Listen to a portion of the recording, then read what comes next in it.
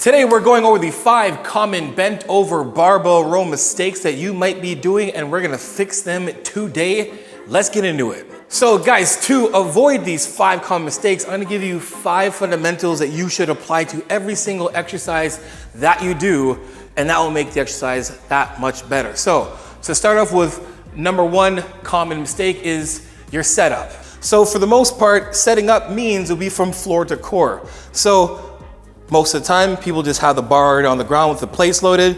You know, your feet are either too wide or too close. You've seen those type of lifters. You got the real narrow here, or you got the super wide. And that's what we want to avoid. So from floor to core, getting the best alignment for our hips will be the same thing we do when we're getting our feet positioned and we're doing conventional deadlifts. Spin around in a circle if you wanted to, whatever. Just jump up in the air naturally and land. And your feet are gonna land in a natural position. That's a good rule of thumb as of how far or how wide your feet should be. That's the natural alignment of where your hips are when you're hinging, and jumping is hinging. And to get into this exercise, we're going to be hinging into it. So now we have our foot positioning. To make things easier set up, let's make sure we put it in a rack high enough that you can easily just pick up the weight from here, take a couple of steps back to where your foot positioning is where it needs to be. And then from here, shoulders back away from your ears, and then we're gonna Romanian deadlift or stiff leg deadlift this thing into position where our chest is parallel with the ground. So butt's gonna be back, bar is gonna stay above my shoelaces the entire way down, and our butt's gonna stay, and now we're flat. Arms are flat, back is flat, butt is out, and here is our positioning to start. Now, next on the list is form. Obviously, is one of the things that are always messed up when it comes to bent over barbell rows. And that's because getting into the lift, starting from setup, is usually what messes that up. So for the most part, form would be, how do we look in a hinged position to execute this movement? When it comes down to it, we want to be in this position here, where we are as parallel, chest is as parallel to the floor as we can, so we can get a good form range of motion. Here's our form from here, from the floor to core. So remember, my hips are gonna go back. I'm gonna keep my legs engaged from floor to core. Hamstrings are tight, glutes are tight, core is tight, back is flat, butt is trying to almost touch the ceiling behind us. And this is where we should be in terms of our posture and form. So now we understand that this is how we wanna look in position. We don't wanna be here, because this just really doesn't really do much. It's a nice little, lower back dominator here, but I can do this all day long, no range of motion. We wanna be flat here. Now remember, going into position, we don't want our knees flexing forward. Getting into this movement is the exact same as a Romanian deadlift. So we don't want knees to go forward, and then we're doing the sit down one either. Form is knees or shins are gonna stay relatively straight, up and down, butt's gonna go back. Look for the bar to be over your shoelace. And once you're here, there's your position to start your lift. Here's what your form looks like. Now, what does the range of motion look like? That's another mistake that's made, is range of motion. Range of motion, for the most amount of muscle hypertrophy, will be when the arms can be all the way here and can come all the way to here. This is your full range of motion. This is not a full range of motion. This is not. And this is not either. Full range of motion is all the way down, up, all the way down, up, and all the way down. Common mistake number 4 is time and attention, and when it comes to this exercise, it's where we are holding the contraction. Let me give you an example. You've probably seen The Rock do a couple of these things, whoever that guy is, that weird TikToker. Some of y'all got trolled there. Anyway, so here's what I mean. Now I pick it up all terribly. Good. Don't pick it up like that. Good. This is how you don't pick it up. Not like this. What do you mean by that?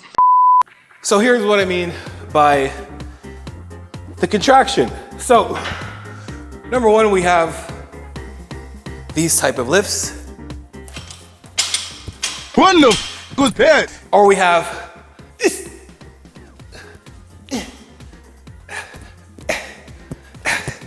and the reason why those are some very obvious common mistakes is because when we're talking about muscle growth, we want the time and attention to emphasize the most amount of muscle hypertrophy in that rep. So where are we gonna get the most of that? Well, it's gonna be in the stretch portion of the lift. It's gonna be when the barbell is stretched away, the muscles are elongated, and I have to stay contracted to keep it engaged so I don't tear my shoulder out of joint. Spending a little bit of time down there, driving the weight up, and then just controlling it on the way down. You don't need a 3-second negative. Your lower back probably won't handle that much. But we want a controlled negative. 2 seconds might sound pedantic there, but you'll see what I'm saying. Here's what your time and attention should look like in terms of the full rep from floor to core, form, range of motion, and now time and attention. If I'm trying to get the most out of this lift, and I wanna make sure my traps, rhomboids, lats, erectors are all working right, I wanna be in a hinged position where all the way to the floor, and then it's a control to here, controlling it down, letting it stretch, pull. Letting it stretch, pull. Letting it stretch, pull. And when we're pulling the shoulders back and the barbell to our stomach, controlling it down and letting it all the way out and pull. So you're here, up, 1001, 1002, stretch, up, 1001, 1002, up, 1001, 1002. Last but not least, one of the biggest mistakes is the one that ruins it all, and that is way too much weight. And here's what I mean. If the weight you choose messes up all the steps before your weight is too much, and I'll give you an example. Johnny, I listened to everything you just said. Appreciate it. Hey man, no big problem, man. Walk up to it, no big problem. No big problem. Hey Johnny.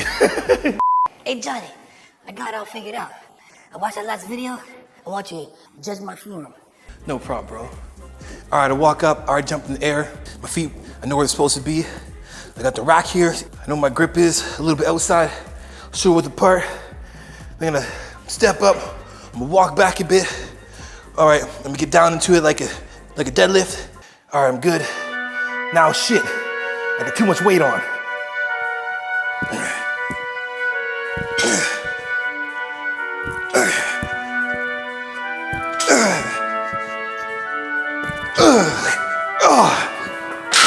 How's that, Johnny?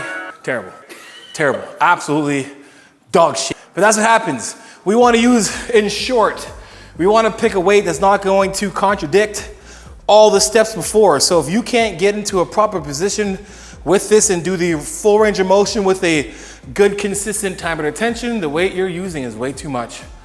Toss that ego out. The girls or boys don't care how much you lift. They really don't. The ones that care don't. Wait, the ones that matter don't. Sure. Leave that out. No! Leave that entire part out. No! You're right. Don't you put that shit in the video. So again, remember, use a weight that will not compromise your form. That's it. So how do I program this in terms of how many reps should I do, how many sets? If this is gonna be part of your back exercise, which it probably will be, nothing wrong with doing 3 to 4 hard sets of, make it simple, 10 to 15 reps. And because we want to have it so much of a hypertrophy exercise, meaning we're trying to get bigger, we want the set to be longer. So if you have, say, 10 to 15 reps, then you're wondering, how do I know if I'm lifting too heavy, Johnny? Well, here's the good one. If you can't get close to the 10 reps, the minimum amount of reps, it's too heavy. And if you can do way more than the max amount of reps, then it's too light, meaning you should be fighting the bar between 10 to 15 reps. If you can't get to 10 reps, you're lifting too much weight. So keep it super simple. 3 to 4 hard sets, 10 to 15 reps, 2-second negative, 1 second pause, and then a 1 second positive. There you go. So let's put this entire thing together. We're walking up to the bar, our feet are a little bit outside shoulder apart, naturally where they would be once we do a jump test. Thumb length worth outside of our thighs, gripping the bar. From here, standing up, shoulders back up from the ears, standing up taking a couple steps back, reposition your feet, and then shoulders back away from the ears. Romanian deadlifting the weight down, making sure that the bar stays above the shoelace, letting your shoulders still stay engaged. And then from here, pulling into the stomach, out 2 seconds, let it stretch 1 second, pull in, out, pull in. All right, that is it for the video. Hope you guys enjoyed that and you use those 5 fundamentals that'll help you optimize your bent over barbell rows. For more videos like this, guys, let me know in the comment section below. And make sure you guys grab my ebook, The Final Diet, and the Ultimate Push-Pull Legs Training ebook is in the link in the description below. Till next time, guys, you know how it is. Iron sharpens iron. Progressive overload your life. In the meantime, keep dream chasing.